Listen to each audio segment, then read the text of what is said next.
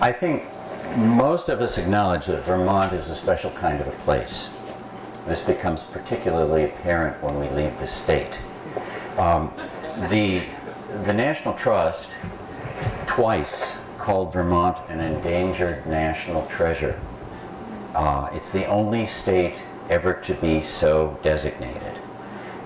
This was done in an effort to preserve Vermont's vulnerable character in the face of an onslaught of national tastes and national values. And this evening what I'd like to do is explore one of the powerful reasons that Vermont is so special, but also so vulnerable, and that is its built environment. My colleague and co-author Curtis Johnson and I were involved for the past 20 years working on the book, The Buildings of Vermont, for the series Buildings of the United States, sponsored by the Society of Architectural Historians. It's a series that is intended to make America aware of its architectural heritage.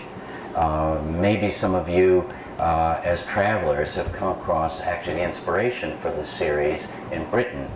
There's a series called The Buildings of England, Scotland, and Wales that actually came out of a World War II effort to make the British proud of their heritage. And now it's become a standard travel reference for every county in the British Isles. Our book is essentially a history of architecture in Vermont in the guise of a travel book, because that's the format that the series requires. But it's an attempt to represent every period, every genre, and every region of the state. There was a daunting amount of material to wade through. We started out with approximately 50,000 buildings that are on the state and national registers, but that only takes up to the last 50 years. And then for the last 50 years, we consulted groups like the Vermont chapter of the American Institute of Architects for their nominations. Now, that's a lot of buildings of real value. Other states may have, and often do have, at least as many. And maybe they have more buildings by what we call starchitects, but they're more diffusely scattered, and they have often lost their contexts. In strong contrast, it's probably safe to say that Vermont has the greatest density of historic structures of any state in the Union. Not necessarily all masterpieces, but all important for creating the environment in which we live and work. Other states cherry pick to find their surviving significant buildings. The joke among preservationists in Vermont is we really ought to just list the entire state on the National Register and then indicate the exclusions. It would be much easier than individually registering all of the eligible structures. This historic environment is important nationally, and not just because it's pretty, but also because with its long history and the fact that Vermont has gone through just about every experience that's represented in the nation, our state preserves a microcosm of the American experience. We have a string of buildings that are recognized as National Historic Landmarks by virtue of their historic connections as well as their state of preservation. Buildings like the Emma Willard House in Middlebury from 1811, which was the home of the first institution of higher education for women in America. Or Robert Frost's cabin in Ripton, where the poet summered and wrote between 1939 and 1963. Or the Socialist Labor Hall in Barrie from 1900, built as an anarchist community center. Or Naulaka in Dummerston, Rudyard Kipling's home, built in 1892, and where he wrote the Jungle Books, Captains Courageous, and the Just So stories. Also among these National Historic Landmarks are things like the St. Johnsbury Athenaeum, which we have in the upper two images here from 1872, with what is likely the most intact 19th century art gallery in America, filled with collections that the Fairbanks family acquired to educate their townsmen. Or Down below, we have the village of Plymouth Notch with the Coolidge homestead, called by many people Vermont's Brigadoon because it is so perfectly preserved. It's like stepping back in time, going through a time warp. So we have these buildings that are recognized because of their historic value. We also have buildings recognized for their sheer quality. For instance, buildings like the Rockingham Meeting House, begun in 1787, or the John Strong Mansion in West Addison from 1796. We have some of the finest Federal period architecture in the country. For instance, churches. Old First Church in Bennington, 1804 to 1805, with its splendidly restored interior. Or its sister, the Baptist Church in East Pulteney, also from 1804, 1805, a little jewel sitting in that East Pulteney Village Green. We have fine federal houses like the Chase House in Randolph Center from 1804. Or Grassmont, now owned by the University of Vermont in Burlington, also built in 1804. It was built for a patron of the Boston architect Charles Bulfinch. It used Bulfinch's full contemporary vocabulary, a vocabulary that could be found in the architects' houses in Salem and Boston, except that most of those houses have now been torn down. But we've got a perfect example here. There's the Monroe House in Shaftesbury from 1807 that uses detailing that was learned in the construction of the Old First Church in Bennington. And there's the Langdon House in Castleton from 1823 with its unusual shaped front, the product of the fact that it was very fashionable to have shaped parlors in buildings. And so you get the rooms popping right out of the rectangular envelope of the house. Our State House is considered one of the best examples of the Greek Revival movement in America. It was built by Ami B. Young between 1833 and 1838. It suffered from a fire in the 1850s, was rebuilt by Young's protege Thomas Silloway in 1857. Silloway, when he rebuilt it, he added a bay to each of the wings, and he elevated the height of the dome, but it preserves the handsome Greek portico that Young based on the 5th century Theseum in Athens.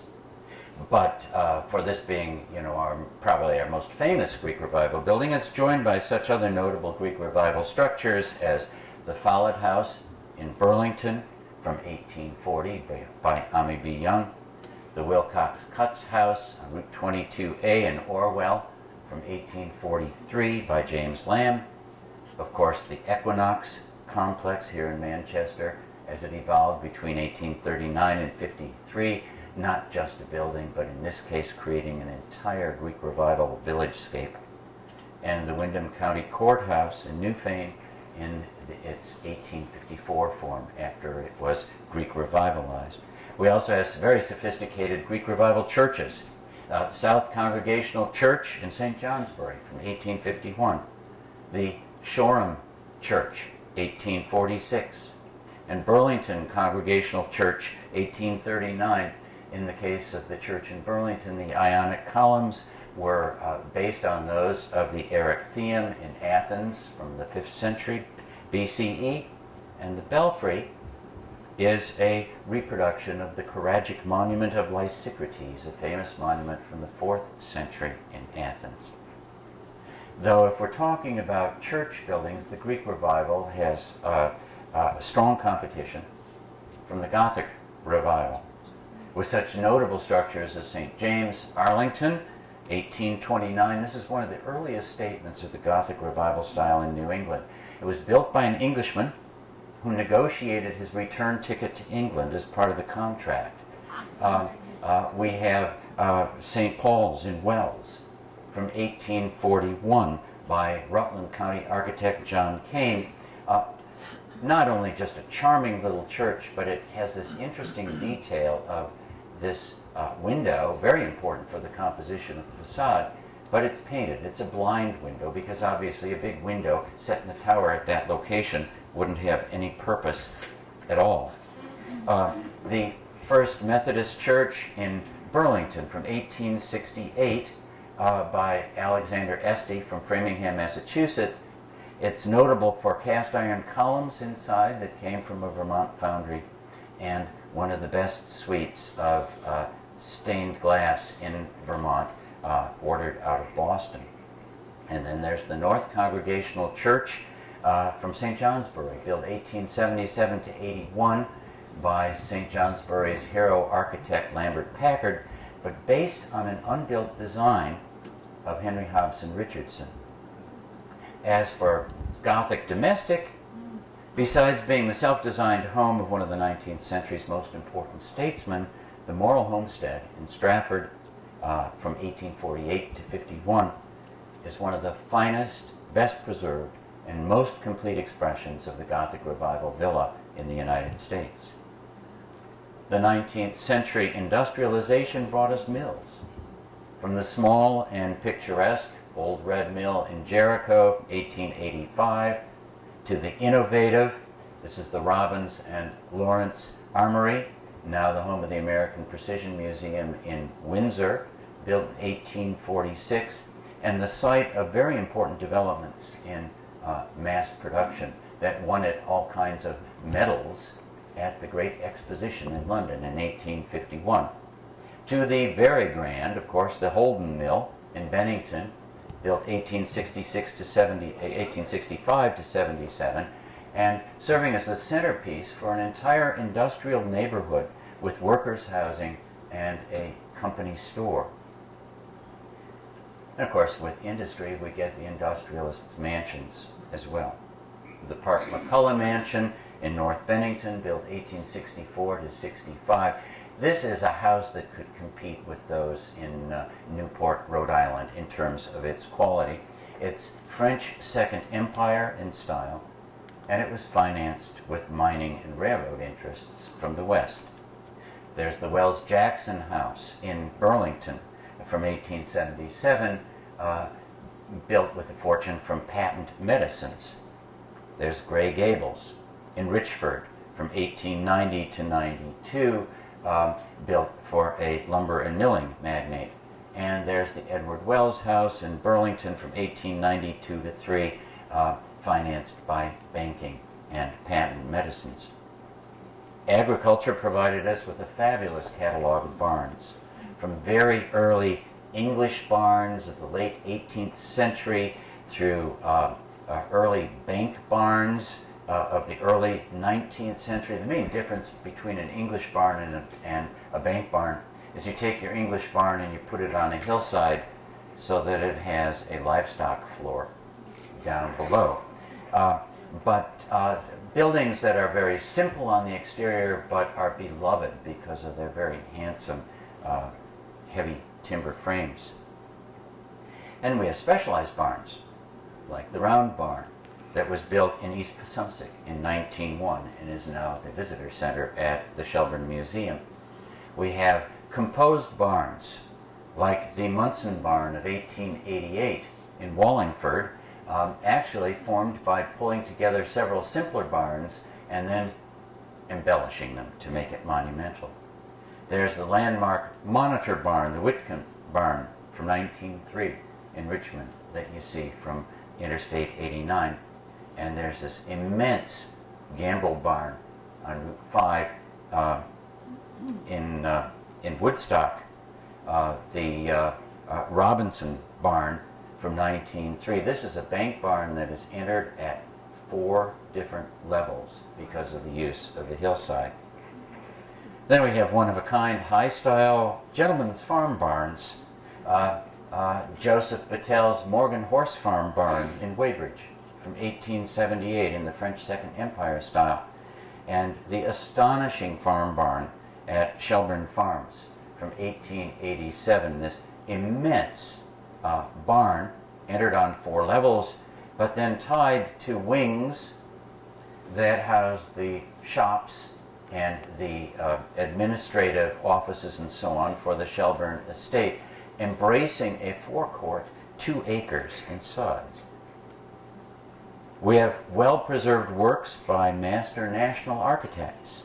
This is Billings Library by Henry Hobson Richardson, 1883 to 85.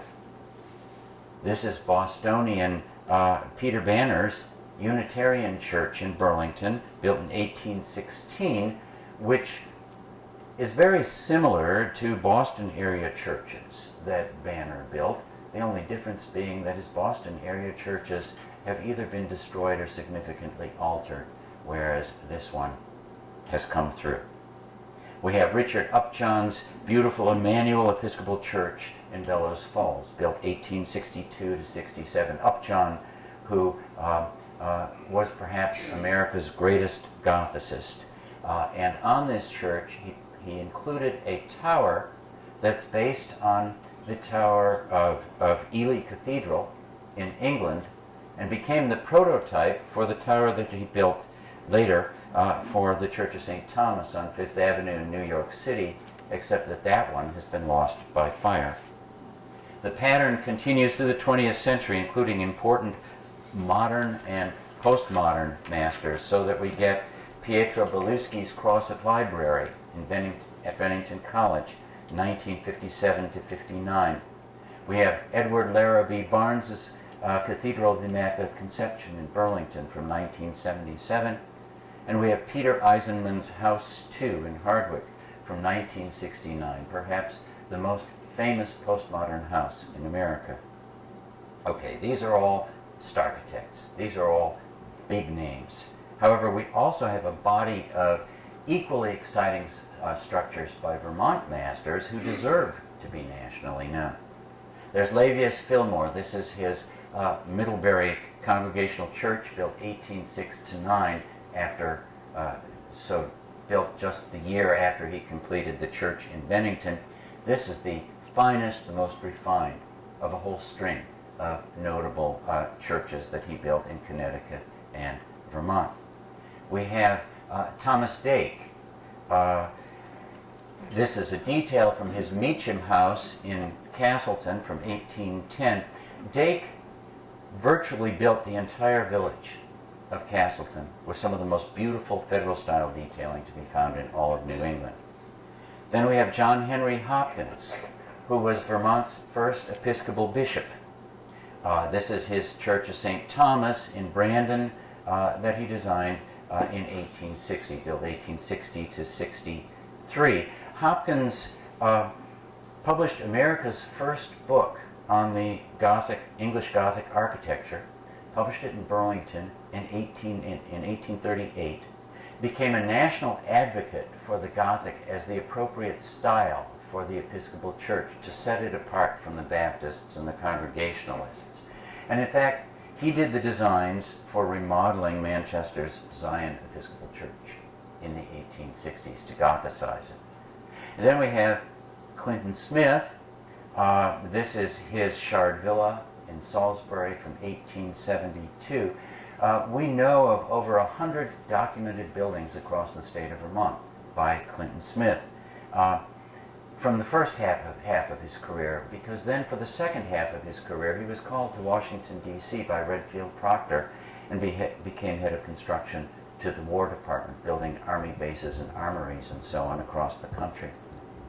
We have an amazing body of work by Lambert Packard of St. Johnsbury, combining motifs that Packard derived from the works of Henry Hobson Richardson, giving us buildings like the Fairbanks Museum of 1891, here the exterior, here the interior, or the lovely little Judavine Library in Hardwick, built 1896, a miniaturization of a famous Richardson building, the Quincy, Massachusetts Library.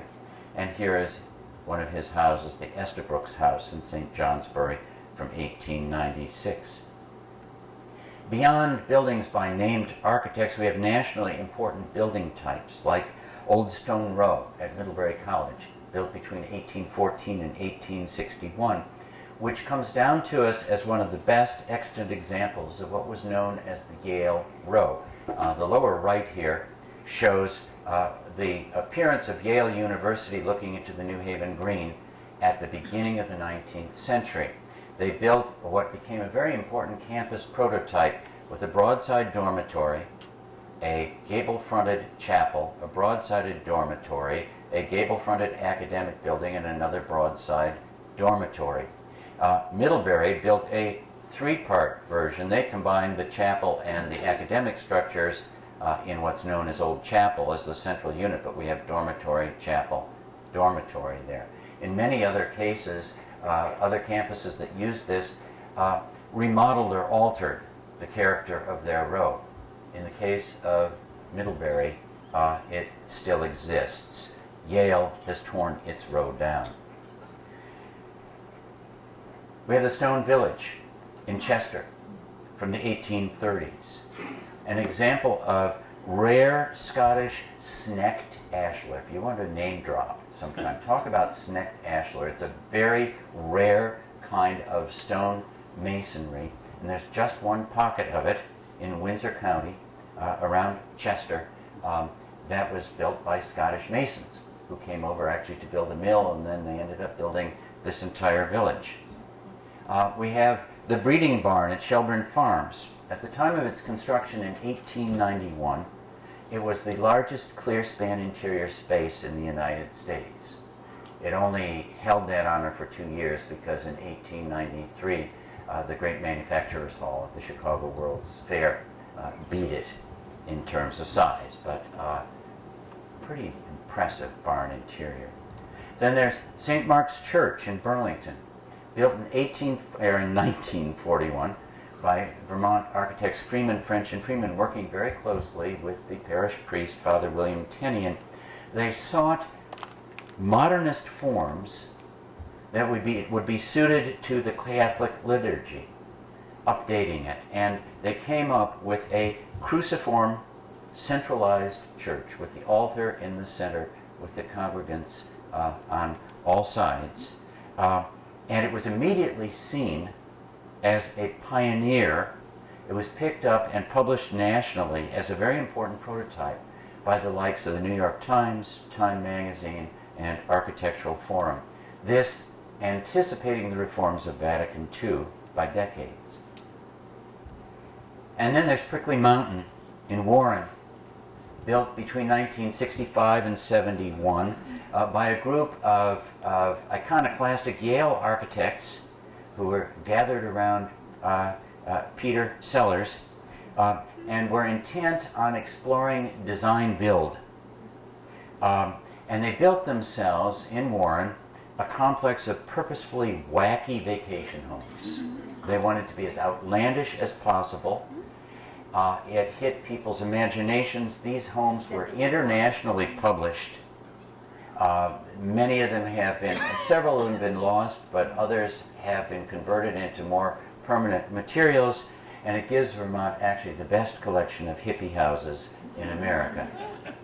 These are 3 examples, but they also inspired a short-lived architectural program at Goddard College that wanted to teach architecture without drawings.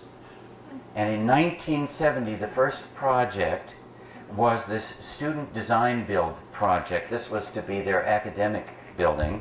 It was built with donated materials, salvaged windows, and shiplap siding, and corrugated roofs, and so on. And it, too, was picked up and published internationally. Okay, but there's more to our built scene than important individual buildings. Vermont abounds with complete village-scapes. We have this pattern of small, vital urban centers, evenly scattered, remarkably evenly scattered across the state, and each a distinctive place. These are places with characterful downtowns: Brattleboro, Rutland, St. Johnsbury, Fairhaven. These are downtowns of surprising scale and sophistication for such small towns. But they also have a quality that extends well beyond the commercial village cores. Take the case of Fairhaven, for example, that not only has an impressive commercial main street with examples of commercial styles spanning from the 1860s to the 1890s, but it faces on a green where you can also find a fine Italianate bank building from 1870 with elaborate carved marble detailing. One of the state's 4 Carnegie libraries from 1906. Vermont, by the way, has more libraries per capita than any other state, and most of them are small but very proud architectural gestures. And then also facing the green are the marble mansions of marble and slate mill owners. This one in the Italianate style from 1861, this in the newfangled French Second Empire from 1867. Well, the density of historic buildings we can find in a place like Fairhaven is not untypical of our communities. Take Windsor. Within a few blocks, one can find important buildings by national figures. There's Asher Benjamin's South Meeting House, or South Congregational Church, from 1797 to 98. Asher Benjamin published America's first architectural copybook in 1797, including an important plate that served as a model for meeting houses across the northeastern quarter of the country. Well, Benjamin, after he built this for Windsor, took up residence in Windsor from 1800 to 1802 and advertised what was likely the first architectural school in New England. The body of the meeting house has been remodeled twice, but the tower remains untouched as Benjamin built it, and it remains the only built example of an Asher Benjamin meeting house. Everything else is somebody's copy based on the plate in his book. There's nearby, there's Alexander Paris's St. Paul's Episcopal Church, built 1820 to 1822. This is the first very early statement of the nascent Greek revival in Vermont. And it was a turning point in the career of a man who was a famous Boston federal architect, but who would become a pioneer and one of the most important practitioners of the Greek style. There's Ami B. Young's post office and federal courthouse, built 1856 to 7. Reputedly the oldest continuously operating post office in the United States. Young launched his career, his national career, in Burlington, and came to national attention with the construction of the Vermont State House. Then he won a competition to build the Boston Custom House and moved to Boston. And then from there, he was called to become architect of the Treasury Department in Washington, D.C., building post offices, custom houses, and other federal buildings across the nation. In essence, he was the nation's architect and one of the most important architects of the mid-19th century. And then we have the public library, built 1904 by Henry Bacon, who 10 years later would build the Lincoln Memorial on the National Mall. These buildings are enough to make any architectural historian's heart leap. But there's much more to this remarkable village. For example, there's the Windsor Cornish Covered Bridge, a national engineering landmark as the longest extant covered bridge in the country. It was built 1866. It actually has been bumped from that status. In 2008, there was a longer covered bridge built in Ohio. There's a rare federal style Pettis Journal commercial block from 1824. We have almost no federal style commercial buildings that have survived in the country because downtowns, of course, keep rebuilding themselves or suffering from fires. There's the Robbins and Lawrence Armory that I mentioned before from 1846, but it's also powered by another national engineering landmark, the 1834 pioneering Ascutney Mill Dam that has status as the oldest and largest gravity arch mill dam in the United States. There's the impressive Greek Revival Windsor House, built as a luxury hotel in 1836. And there's the charming Gothic Revival Townsend McIndoe House of 1847, with some of the finest gingerbread to be found anywhere in Vermont or anywhere in New England. Or let's take Manchester. Here's a town that's blessed with significant buildings that mark the eras of its history. Buildings from the late 18th and early 19th century that recall a prospering community on the state's western north-south stage route, and Co-Shire town of Bennington County. So we get things like the Jeremiah French House from 1763, built for one of the original town proprietors, and very fashionable with a hipped roof, but a stocky central chimney that is a strong indication of its real age. There's Ye Olde Tavern, a 1790s stagecoach inn, one of a number that were in Manchester. Another from 1801 marked the beginnings of what is now the Equinox complex. There's the 1811 house. Actually, it wasn't all built in 1811. It started out as a 1790s story-and-a-half house. But in 1811, it got a full second floor, and it was expanded, and it got federal-style detailing with the entablature running around under the roof there, its side-lighted doorway, and its corner pilasters. You have the state's oldest operative courthouse, built in the federal style in 1822, with recessed brick arches around the windows. When we look at the outside of it, we can read what happens inside. Here you have a 2-story high, full-height courtroom with single-height vestibule and gallery. This was the format for many of Vermont's earliest courthouses, except they've all been torn down. So this is the only surviving example that we have. It was Greek revitalized in 1849. They added the heavy entablature running around it, the flush-boarded pediment, and then the tower with the cupola on top in 1849. There's Burr and Burton Academy, Vermont's first privately endowed academy, built in 1831. And after 1853, also Vermont's first coeducational secondary school.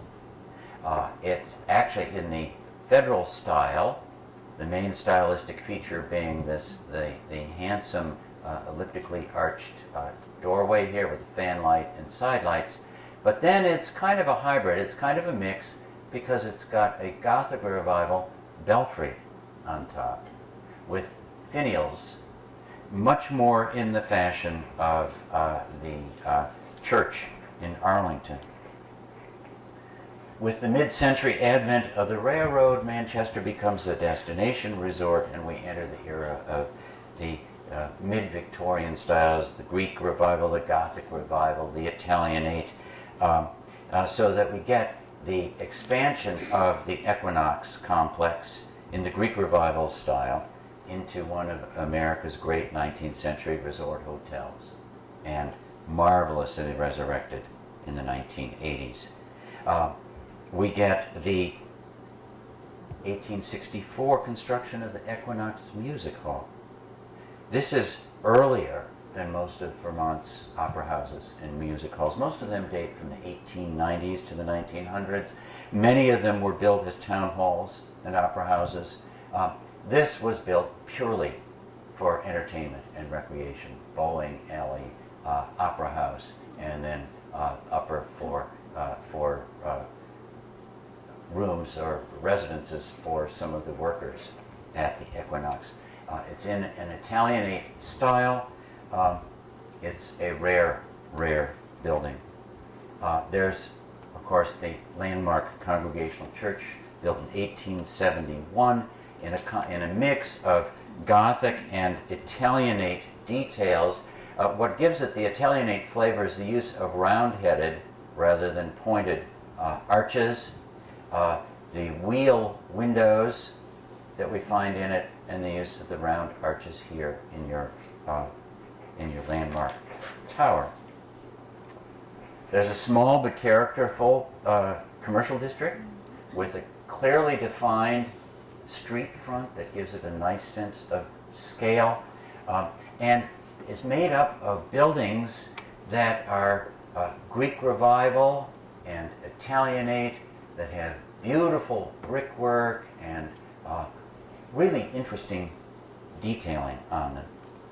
And then among the housing stock, there are Greek Revival gable fronts, there are Italianate brackets and piazzas that come in at this time. Then Manchester becomes the fashionable seasonal and retirement community, and we get buildings like Hilding, 1902-4, by Rooten and Coolidge, who were the heirs to the Richardson firm, built for Robert Todd Lincoln. It's one of the state's, of course, great early 20th century estates, and one of Vermont's most important colonial revival homes, set in this case in the midst of stunning gardens with more stunning vistas outward from those gardens. It participated in a whole movement we find here in Manchester of colonial revival style construction, though that was paralleled at the same time by another stylistic movement, the shingle Queen Anne style buildings. And in fact, Manchester has one of the best collections of both colonial revival and shingle style to be found in the state of Vermont. I hope that this sampler can convey a sense of the richness of the state's built heritage. Its very density makes the settings as important as the individual buildings. And this kind of complete historic environment is highly vulnerable and has suffered seriously across the country. As we change our patterns of living and commerce and follow the conventional tastes of our times, we find Americans have a diminishing value for or patience with our older structures. In this, Vermont has been very fortunate, perhaps because it historically has had a relatively slow economy and relatively slow population growth. While it's always had a history of progressive taste, it also has cultivated an attitude of use it up, wear it out, make it do, or do without. Though that does not mean that Vermont is immune to the pressures.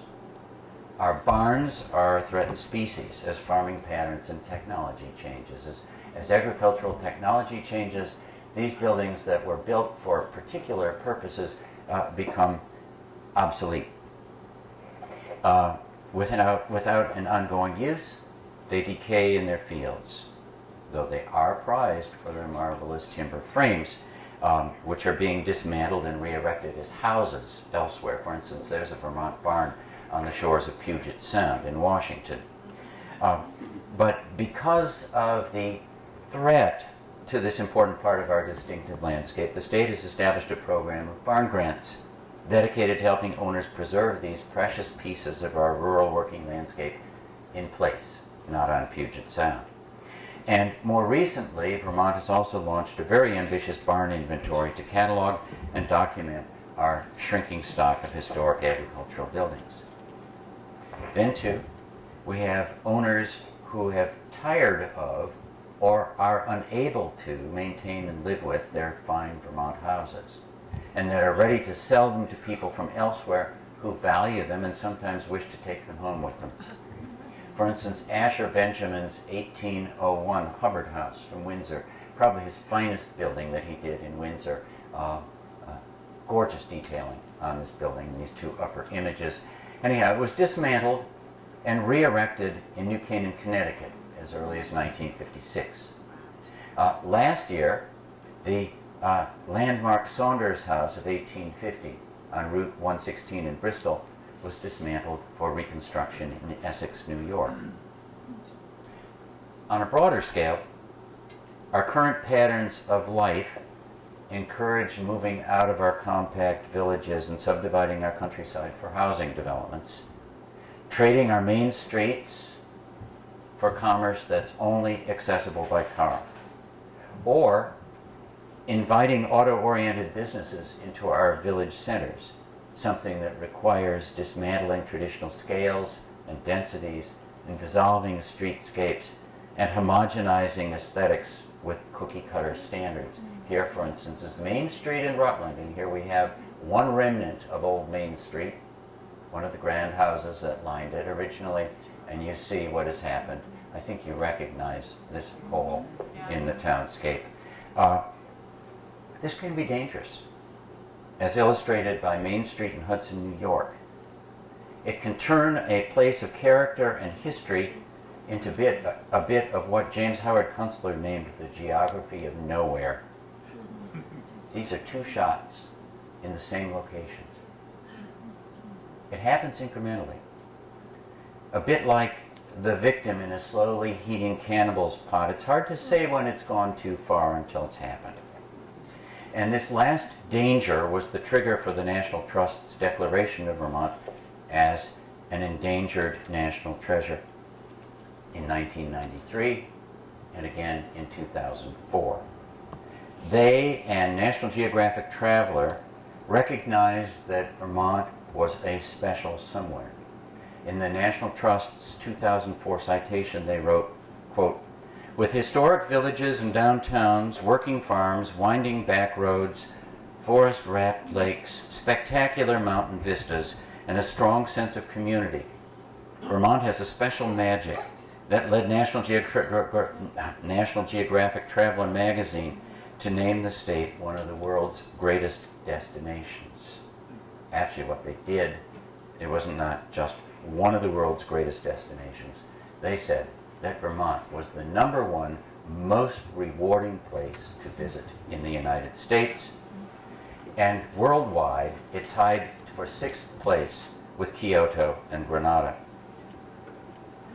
Now, the trust goes on to cite the threat to this landscape of big boxes and franchise invasions, saying, quote, "The likely result, degradation of the Green Mountain State's unique sense of place, economic divestment in historic downtowns, loss of locally owned businesses, and an erosion of the sense of community." Fortunately, we do have countering forces that strive to keep us from soiling our nest. Act 250 includes impacts on historic resources among its concerns. The Division for Historic Preservation has extensively inventoried our historic building stock and has programs of grants to help nonprofits conserve their buildings, along with a downtown program with tax incentives for businesses in historic structures and town centers. And across the state, private citizens and communities have rallied to conserve their heritage. We have a history of narrowly dodging bullets, as for instance with the Pavilion building in Montpelier, this very important element in our State House complex. It was going to be torn down completely to be replaced by a new state office building. In the end, the compromise was that they saved the important facades of this, and we get the new state offices built in behind them. There's the case of Windsor House in Windsor. It was going to be torn down by the neighboring bank to create a drive-in facility and parking lot, which drew a horrified editorial by Edelweiss Huxtable in the New York Times in 1972, which helped rally state and local citizenry to purchase the building, restore it, and adapt it to new uses. Or there's the case of the former Burlington Federal Savings and Loan, a building from 1958. This is one of Vermont's few sophisticated modernist commercial buildings, built in the spirit of Skidmore, Owings, and Merrill's steel and glass buildings like Lever House and Manufacturers Hanover Trust in New York City. It was doomed by a later owner to be wrapped in a fake Victorian brick facade.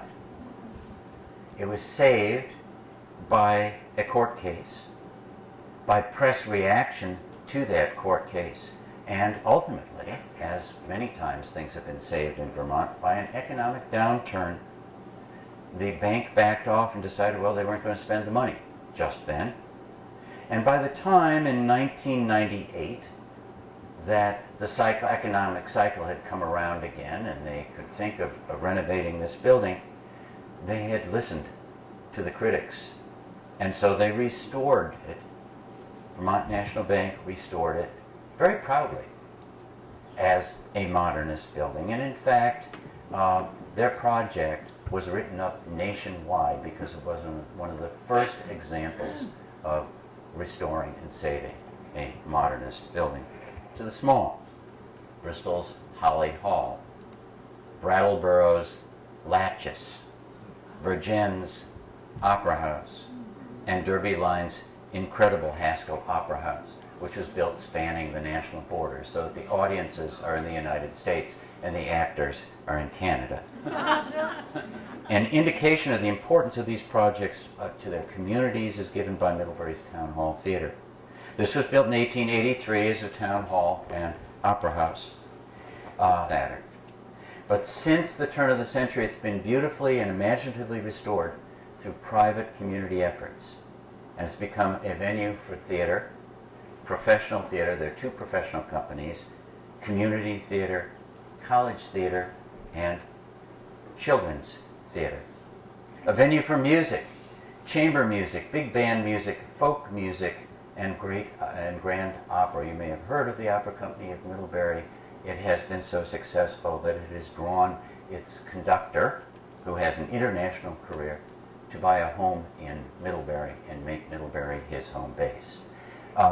It has live HD broadcasts of the Metropolitan Opera and the National Theatre of Britain. It houses art and antique shows, farmers markets, wedding receptions, high school proms, and business conferences. Dance, yoga, and drama classes. It's one of the busiest places in Middlebury. Such ventures enrich our Vermont quality of life. The integrity of our built heritage is all important to Vermont's image and to its sense of place. Beyond nostalgia, why is that important? Well, it's witness to the state's history, to where we've come from, and to our values. Perhaps smaller in scale than you find in the rest of the country, but of at least as high a quality as can be found anywhere. It speaks to our sense of community and civic pride. And it conserves the quality of our landscape, which is in no small part, it is no small part of the quality of life that we enjoy in this place. But the identity our built environment establishes for the state is also key to our economy. Okay, for tourism, witness the National Geographic Traveler. We ought to be cashing in on that one. But also for value added to Vermont products. The state's image of grassroots integrity and quality rubs off on the likes of maple syrup, cheese, ice cream, coffee, wood stoves, wooden toys, cider, microbrews, and bow ties. You know, it's why New York restaurants boast about having Vermont cheese platters, and why people seek out Vermont rather than Ohio maple syrup. Vermont's architectural treasures are our treasures. But it takes a conscious public to understand that and deal with the complexities of balancing a modern life with a precious heritage. To achieve this, we must first recognize and be mindful of the world-class value of what we have here, so that, in the words inscribed in the Callis Meeting House, we remove not the ancient landmarks which the fathers have set. Thank you.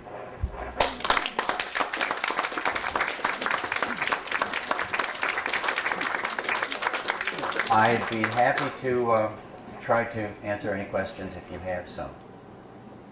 You know, these lights are kind of making it hard to see you. Oh, okay, great. I'm from Ohio. Yes. Oh, sorry. Well, you beat us out on the covered bridge. We're still beating you on the maple syrup. Well, last summer we had the great debate if you could tell the difference between the two states. Yes. I'm curious. For years I've wondered why the sky blue on porch roofs. It's just a traditional thing. But from where? What's the origin? I mean, I've heard all kinds of things. Some people think it's just, it's the sky. okay. Some people think it's just that it's restful. Actually, there's a new book out about the history of porches. And it tries to discuss that, but it doesn't come to any conclusion. It's something that people started doing and people still like it. I painted my porch roof blue. I'm in the process of doing my first ever blue, so. Yeah, it's lovely. Okay. It's a nice touch, but I'm afraid I can't tell you that. All right. And as far as the difference between Ohio and Vermont maple syrup, you know, people are talking about terroir now with Vermont foods. The fact of the matter is, it isn't the taste of the soil that you're getting or anything like that. It's the associations that people bring to these products. And that's why I argue that, you know, the place is extremely important for the value of our products here, because these are associations. America looks at Vermont as a special place. We've got to keep it that way. Yes?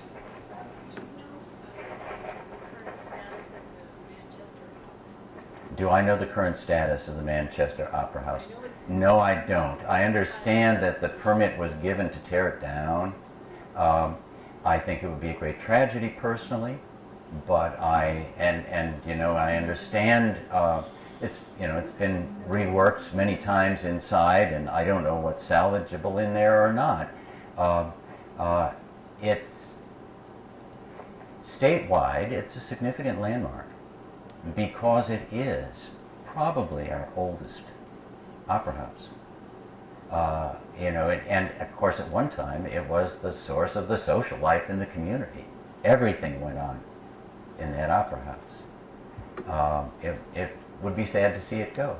But the other thing is that with a building, the only way to save a building is to find a continuing life for it. We can't embalm the world in amber. And we have too many house museums and that kind of thing as it is. So it takes someone who's really ingenious to figure out what to do with a building like that. But and a will to do it. That certainly was the case with the Town Hall Theater in Middlebury, and it was one charismatic person who rallied everybody to do that. But now the town is just passionate about its theater and what the theater does for its community. The question is, there are a series of houses, actually we find them in a number of places in Vermont, but you mentioned Cavendish in particular, a series of houses that are broad gable fronts. Basically, it's like taking a Georgian type house. A Georgian house typically has what we call 5 bays, a door in the center and then 2 windows to each side. And typically the roof on those buildings, you're looking at the gables are on the narrow ends.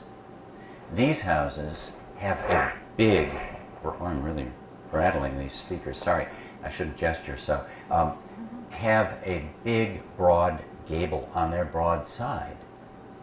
And it's a type that came up the Connecticut River Valley and then followed some of the stage routes inland.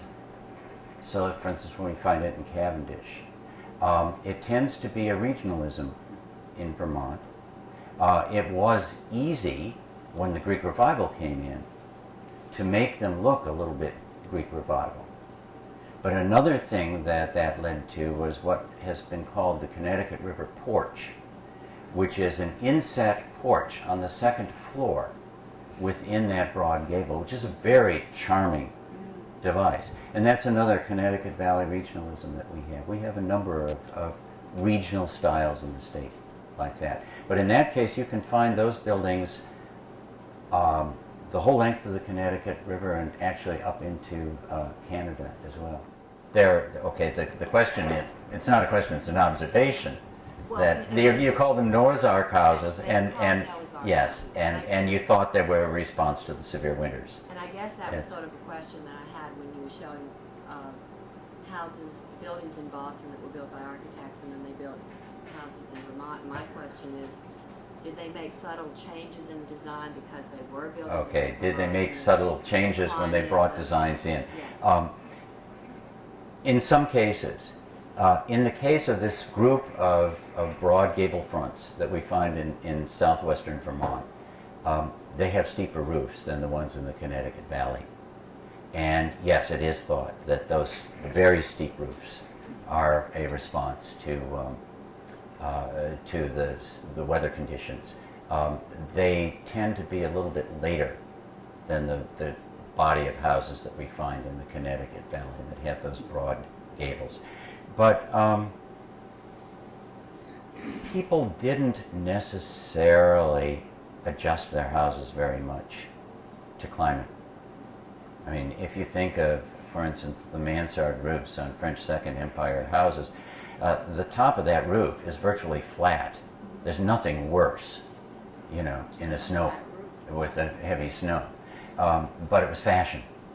And so I think today people are much more conscious of adapting to the environment actually than they were back then. They put up with it in the name of fashion. What was manufactured in the large factory in Bennington? It was textiles.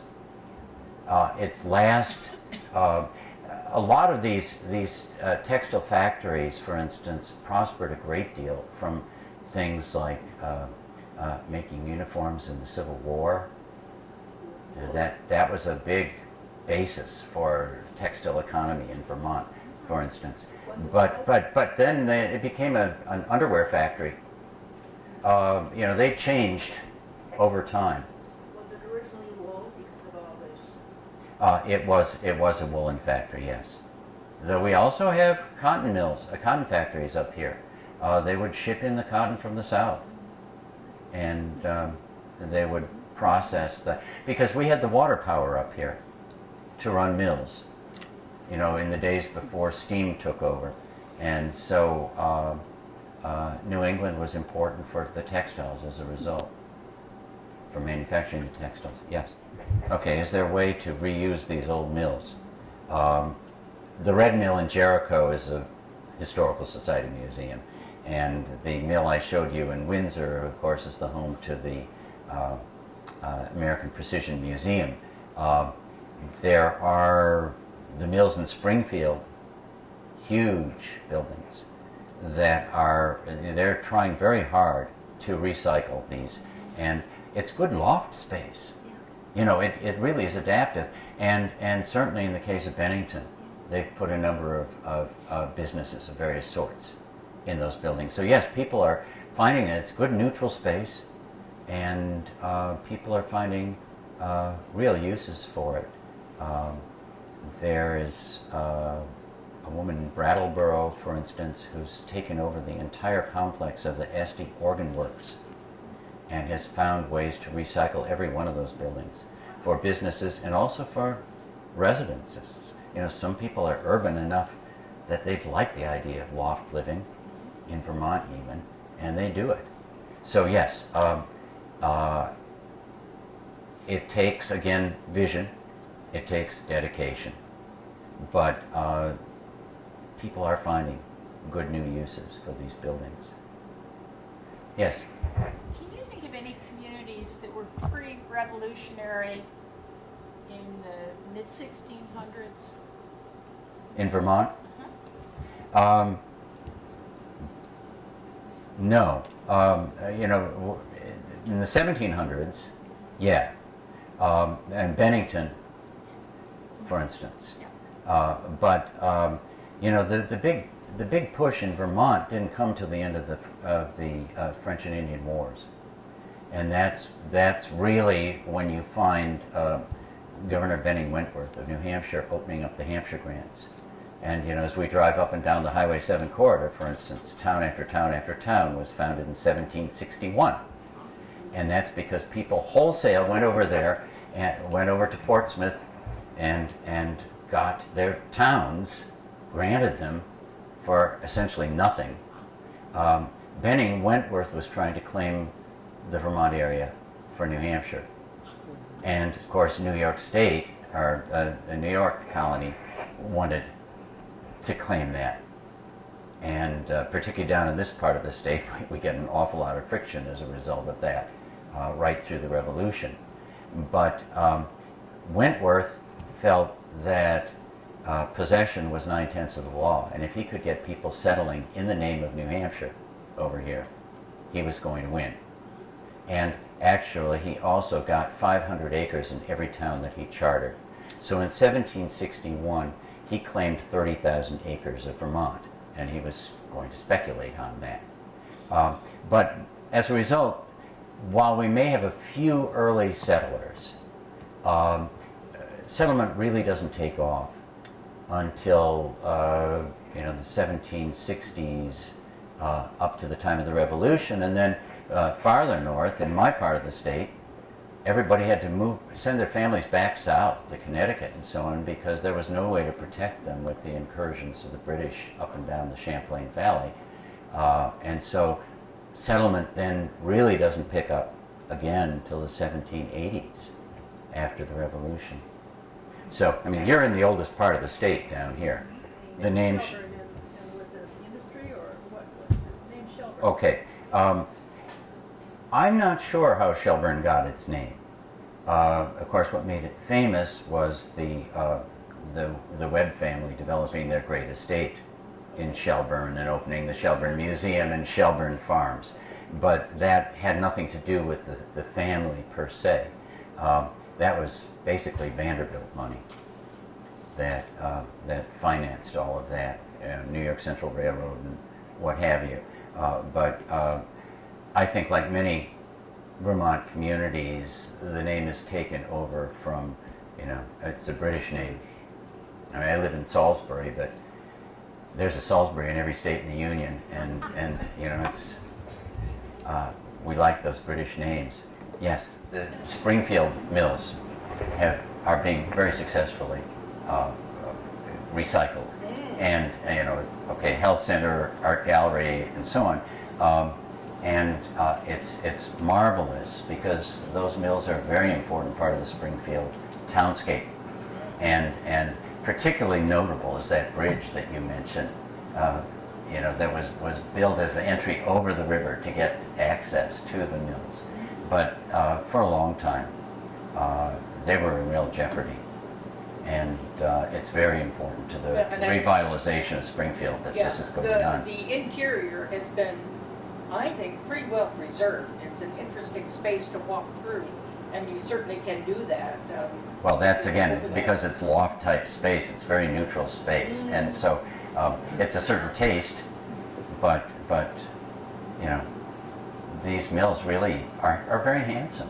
Okay, the question is about the towers on congregational churches, and there are some with spires and some with cupolas.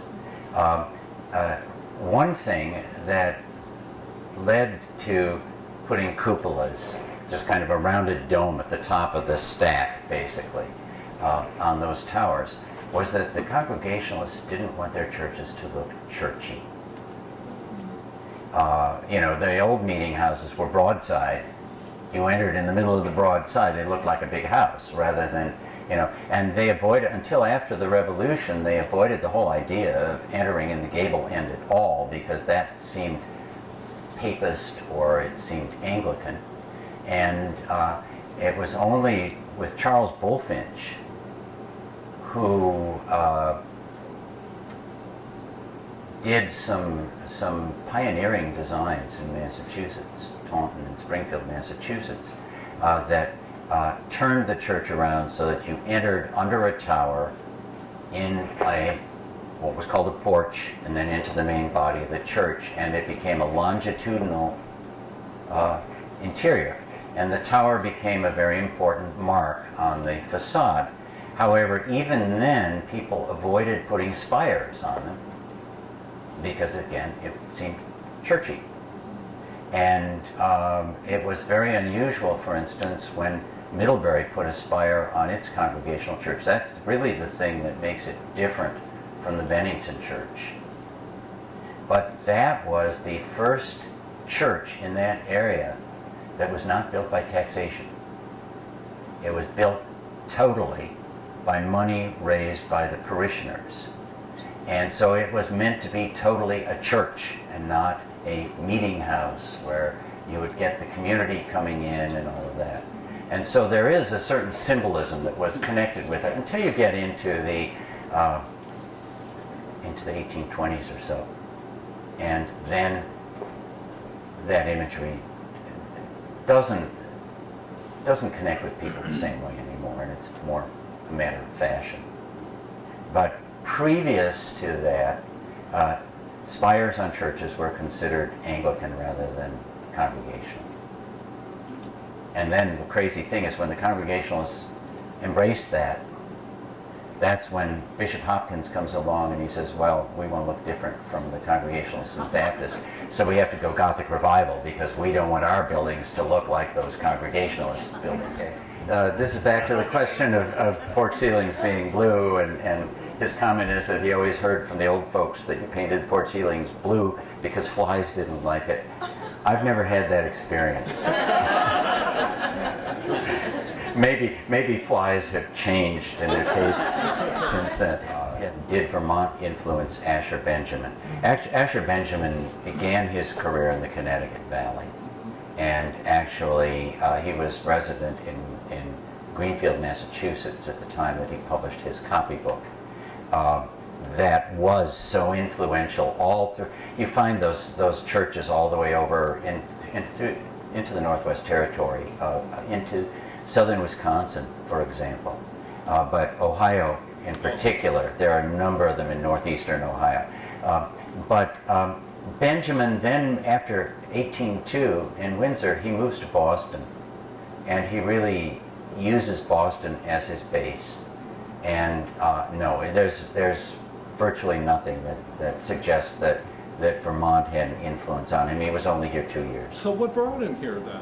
Well, because Windsor at that time, the question is what brought Asher Benjamin to Vermont. Windsor at that time was a very important cultural center in the Connecticut Valley.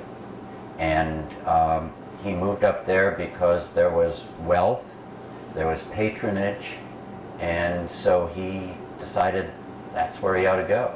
And then he decided, no, he should be in Boston. That was the big time. And so that became his base. That's a perennial question. How do you balance essentially the needs, the practical needs of adapting a building to, with strict preservation? And I think one of the problems that we have, people are all afraid of National Register because they're sure that it means they're going to tell them what color they have to paint the building. And actually, registry doesn't do that. It does not impinge on your property rights at all. It's a recognition of the significance of your building. But unless you're involved in something like an Act 250 action where historic issues have to come in, as a private property owner, National Registry can't tell you what to do or what not to do unless you're using public funds and public grants. But I think, and preservationists have gotten themselves into a lot of trouble because there's some communities that have set up design control districts and so on that dictate this. That's voted by the community. That's not at the higher levels like a state level or a national level. But preservationists can be their own worst enemies because they become so purist that they make it almost impossible for somebody to live with the place. We can't all live in museums. So the question then is, how do you come up with a creative compromise? How do you preserve the essential qualities of that building while adapting to your needs? And they're very clever people who can do that. It takes real imagination, and it does take a willingness to compromise, but the importance there is first to recognize the significance of the building and what its significant features are, and then to figure out how to work around those and perhaps how to preserve them as well as possible. Getting a time signal, but I'd be happy to talk with any of you afterwards. Okay, thank you.